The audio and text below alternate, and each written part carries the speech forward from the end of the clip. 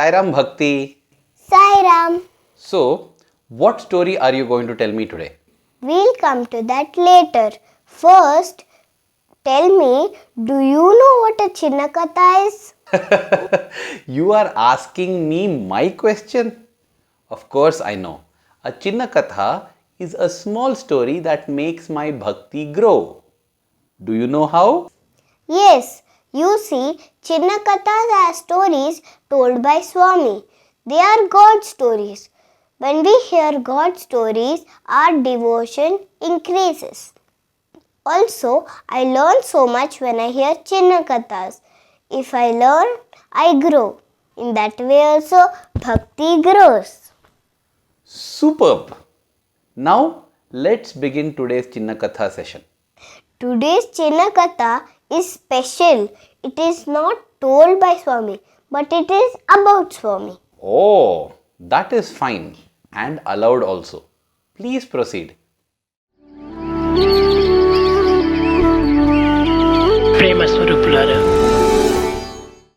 This story happened in 1926. One day, a guard came running to Indra. Oh, Indra, something terrible has happened. Who is this Indra now? Indra is the Lord of Heaven. Oh, that Indra. Okay. What is the terrible thing that happened? The guard said that the two lotuses in Brahmaloka on which Lord Brahma and Goddess Saraswati sat on had been stolen. Not only that, even Mother Saraswati herself had been kidnapped. Bhakti, what is this story? Robbery in heaven? Yes, now Indra is the king, no. So he decided to do something about it and he called his cloud army. Ah, yes. Indra is considered as the lord who wields the thunderbolt and the god of rains. So it is natural that he has a cloud army that can go all around the world.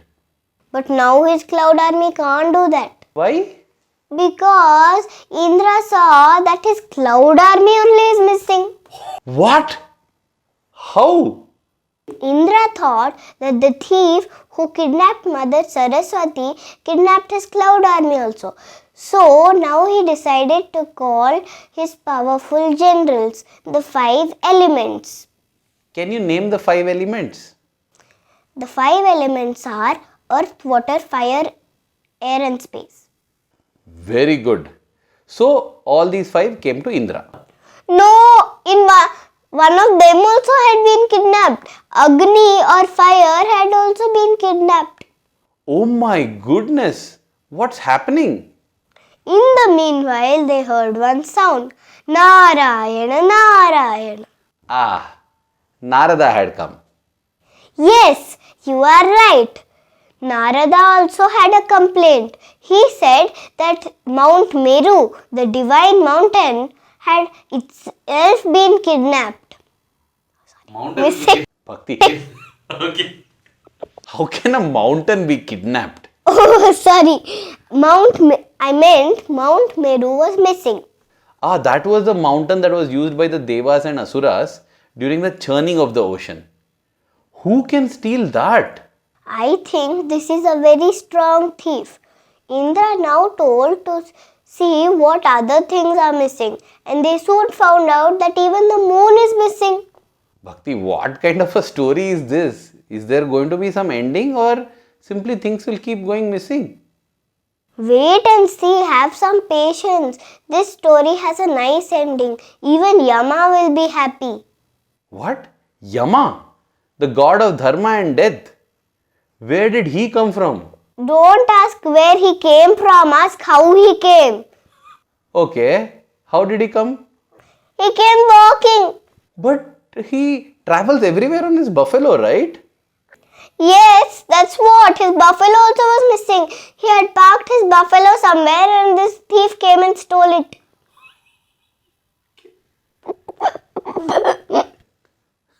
This is getting funny yet scary at the same time. Now Indra said, let us all go to Lord Shiva and seek his help because he is the destroyer and he can destroy this thief. But when they all went there, they saw his son Kartikeya and Nandi sitting there, sad. Oh, why were they sad? They were sad because Shiva, Parvati and Ganesha also had been kidnapped. So now what did they do? Everyone and everything is going missing. Now they decided to go to Vishnu. And he also was missing, kidnapped. Thankfully, no, he was there to protect and console the Devas. The Devas cried and told him about the dangerous thief. Vishnu heard this and started laughing loudly. Everyone is worried and this Vishnu is laughing. After you listen to Vishnu's explanation, you will also laugh. Don't worry, now everything is fine in heaven. Oh, so the thief was caught and everything was returned.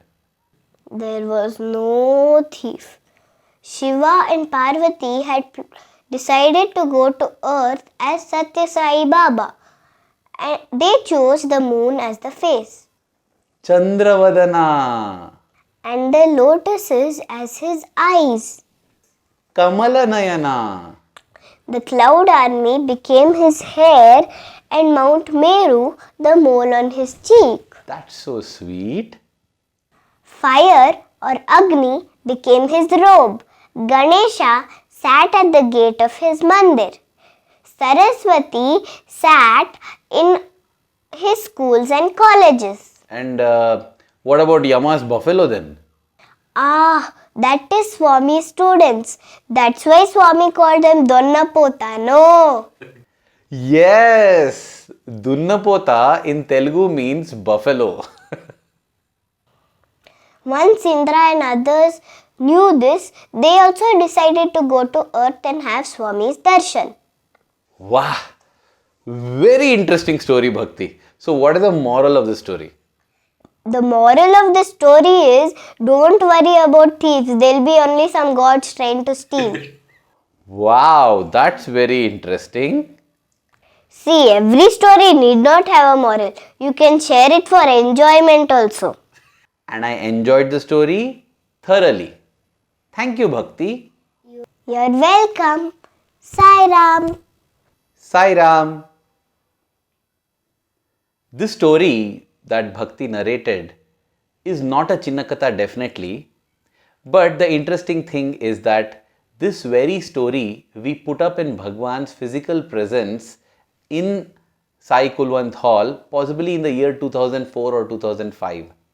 Swami saw this whole drama being enacted and he could not contain himself. He was smiling and laughing throughout, and it gave all of us so much joy in watching Swami be so happy.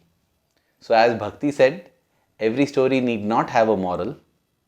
We can have a story just for the sake of the joy that it gives. After all, our bliss is his food, right? Thank you. Jai Sai Ram.